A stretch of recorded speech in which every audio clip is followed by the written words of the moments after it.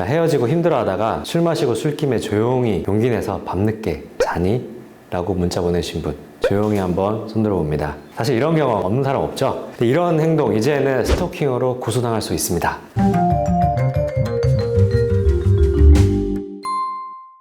안녕하세요. 300건이 넘는 만점 자필 후기 12년차 형사 전문 변호사 좋은 변호사 안변입니다. 에이, 설마 저런 걸로 고소당하겠어? 이렇게 생각하시죠. 근데 저렇게 진짜 헤어진 전 여친 다시 잡으려고 하다가 고소당해서 상담 온 건이 최근에만 해도 몇십 건이 넘어요. 이렇게 스토킹을 당하면 형량은 과연 어떻게 되는지, 그리고 어떻게 대처를 해야 되는지, 또 변호인은 선임을 해야 되는지에 대해서 설명드릴 테니까요. 정말 여러분들께 피가 되고 살이 되는 내용이 될 테니까 영상 끝까지 보세요.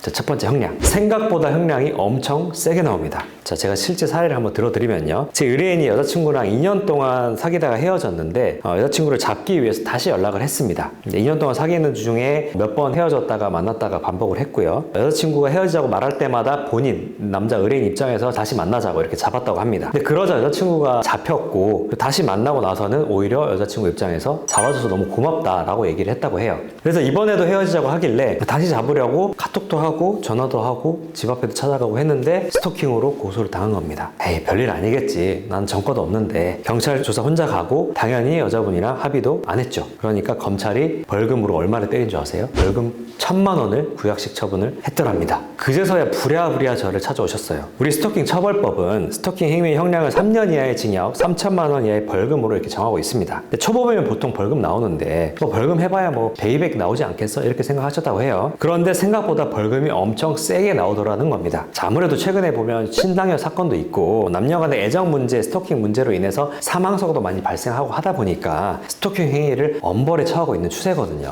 자, 그럼 대처 방법은 어떻게 해야 될까요? 일단 무혐의 주장을 할 수가 있고 합의가 있겠죠. 무혐의 주장을 하려면 스토킹을 성립되기 위해서는 충족해야 될 요건이 있습니다. 상대방 의사에 반해서, 그리고 정당한 이유 없이 문자나 연락하거나 찾아가는 행위를 해야 되고, 그리고 이 행위를 지속적 또는 반복적으로 해야 된다. 이 세 가지 요건이 갖춰져야 돼요. 상대방이 명시적으로 연락하지 말라는 의사를 밝히지 않았다면 상대방의 의사에 반하여 이 부분을 해당되지 않는다고 주장해 볼 수가 있겠죠. 그리고 여자친구가 예를 들어 전셋집을 같이 구했다거나 아니면 돈을 빌려준 것처럼 채권 채무 관계가 있어서 이걸 해결하기 위해서 정말 꼭 필요한 연락만 했을 경우, 뭐 이런 경우에는 정당한 이유가 있었다고 주장할 수도 있습니다. 그 다음에 또 연락한 행위가 한 번에 그쳤을 경우, 뭐 이런 경우에는 지속적, 반복적이 아니라는 주장도 해볼 수가 있겠죠. 그런데 실무상으로는 많은 경우에 한 번, 두 번 이렇게 연락한 경우에도 스토킹에 해당한다고 보는 경우가 더 많더라고요. 그래서 이런 부분에 대해서는 무혐의 주장을 할지 여부에 대해서는 법률 전문가와 상담을 통해서 조심스럽게 주장을 펼칠 필요가 있습니다. 두 번째, 합의에 관련해서 설명을 드리면요. 스토킹 행위를 만약에 했다면 가장 중요한 게 사실은 합의예요. 예전에는 스토킹 범죄가 합의만 되면 바로 종결이 되었습니다. 예전 법령을 보면 피해자가 구체적으로 밝힌 의사에 반해서 공소를 제기할 수 없다. 반의사 불벌죄였었거든요. 그런데 이 반의사 불벌 조항이 2023년 7월 11일부로 폐지가 됐습니다. 삭제됐어요. 그래서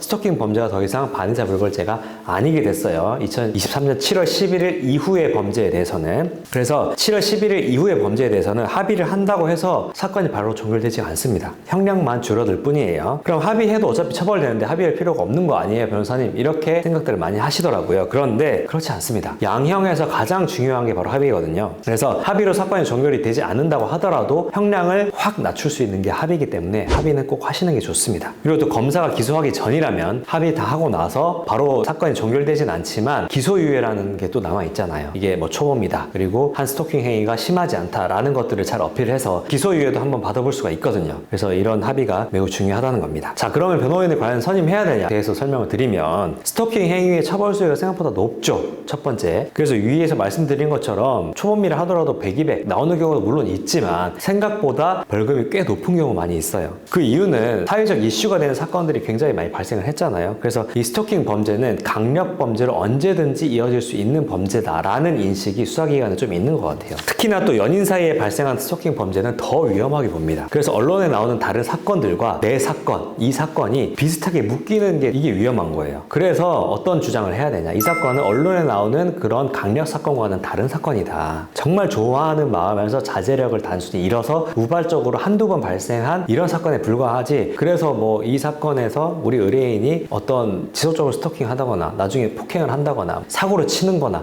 이런 가능성이 매우 낮다. 같다라는 것들을 변호인이 좀 어필해서 잘 설명해 줄 필요가 있습니다. 이런 역할을 본인이 하면 이게 설득력이 떨어지잖아요. 제3자가 특히나 법률적인 전문가가 하면은 매우 이 주장에 힘이 실리겠죠. 두 번째는 또 어떤 부분이 있냐면 합의가 매우 어렵습니다. 스토킹으로 고소를 당하고 나서 합의를 하려면 피해자랑 또 연락을 해야 되잖아요. 근데 피해자가 연락하지 말라고 고소한 게 피해자인데 합의를 위해서 또 연락 오면은 또 추가로 또 고소하죠. 그렇기 때문에 합의가 매우 어렵습니다. 스토킹이 본인이 직접 합의를 할 가능성은 10%도 안 돼요. 그렇기 때문에 스토킹 범죄는 성범죄도 아니에요. 성범죄는 국선 변호사가 붙거든요, 피해자에게. 그래서 그 국선 변호사님께 연락을 할 수가 있습니다. 그런데 스토킹 범죄는 성범죄가 아니기 때문에 피해자 측에 국선 변호사가 다 붙지 않아요. 피해자랑 연락할 방법이 없는 거죠. 그래서 변호인을 선임해서 변호사가 피해자랑 연락을 할 필요가 있다는 거죠. 합의를 위해서도 변호인이 꼭 필요하다. 세 번째는 잠정 조치라는 게 또 있습니다. 이 잠정 조치에 효과적으로 대응하기 위해서 또 변호인이 필요할 수 있습니다. 스토킹 행위로 고소를 당하면 잠정 조치를 피해자가 신청을 할 수가 있어요. 잠정 조치가 뭐가 있냐? 접근 금지, 그리고 연락 금지, 그 다음에 위치 추적 장치, 구금, 이 네 가지가 있습니다. 근데 접근 금지, 연락 금지 이거 안 하면 되잖아요.